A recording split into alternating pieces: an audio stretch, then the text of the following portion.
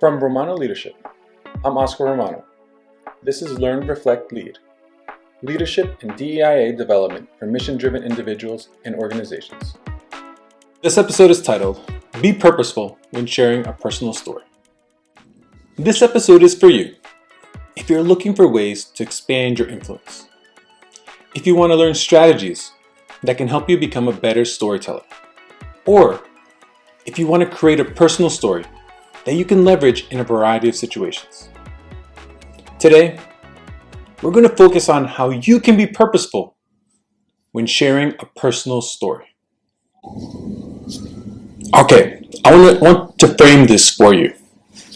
You're in the audience and you're hearing me speak. My name is Oscar Romano. I was born and raised in Cliffside Park, New Jersey. I was valedictorian and I graduated from Harvard University. Can I count that as a personal story? Can I rally my staff around that story? Are you motivated by that story? Probably not. The truth is that it's not much of a story. It could serve as part of my bio on a web page, but it won't help as a personal story that I can share to help others get to know me. So what's the problem with that version of my personal story?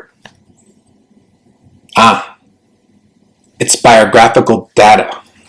It's easily forgotten and it's open to interpretation. More than anything, I may lose control over the meaning people might take from that story. My audience might hear Harvard and assume I'm a genius or that my parents are wealthy. My audience would miss out on so much of who I am because I failed to tell my story correctly. You see, I learned determination through my parents and their persistence through frequent 7-day work weeks. And any intelligence I have is due to hard work more than any innate ability that I was born with.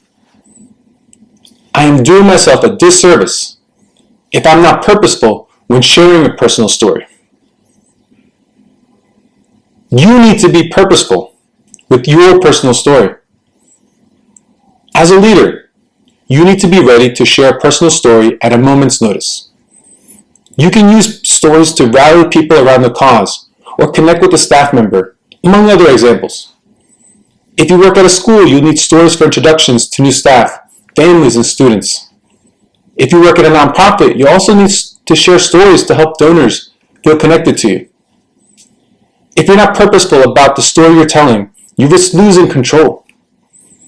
People will create their own meaning from your stories, whether you meant it or not. Your authentic voice has so much power, so don't let it go to waste.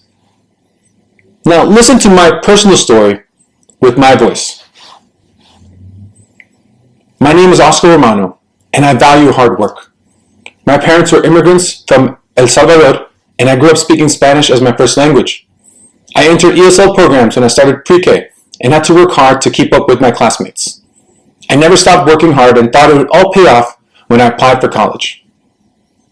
Unfortunately, I was the first in my family to apply for college, so I didn't have much guidance around me. I didn't have a lot of resources available in my high school either. In the end, there was a childhood friend who saved me. We had similar backgrounds, but he attended private high school on a scholarship. When I didn't know what to do, he offered to guide me through the college application process. I wouldn't have gotten into Harvard University if it weren't for him. I soon realized that the challenges weren't over, as I struggled during my first 2 college years. It hit me that I wasn't as prepared as many of my peers. Most attended some of the country's most prestigious private and public high schools.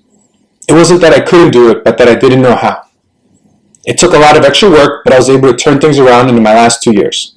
I'm proud to say that I became the first in my family to go to and graduate from college. You need to aim for an authentic story. I'm sure you get a much better sense of who I am as a person in the second story. That's what happens when you don't stick to the biographical information. You gain control of your narrative of who you are in the eyes of others. It's essential to be authentic when talking about yourself. The idea is to give others the information they need to know who you are. Answer these questions when crafting your story. What moments in the past have been instrumental to your development?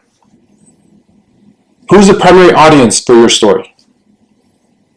What values do you want others to hear through your story? Which stories reflect who you are as a person? What would you like others to know about you? What accomplishments are you proud of? Next time you have an opportunity to tell somebody about you, don't forget the context. This allows others to get closer to getting to know the real you. Each story told will add another piece to the puzzle about you. Now it's time to commit. Are you prepared with an authentic personal story?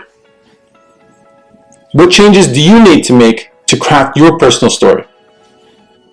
And what impact can it have on others if you tell them a polished personal story? Let me know. Thanks. That's it for this episode of Learn, Reflect, Lead. Thank you for watching on YouTube or listening via podcast. If you're interested in more, you can find me at romanoleadership.com or connect with me on LinkedIn at Romano Leadership. If you like this episode, please share it with your friends, subscribe, and leave a review.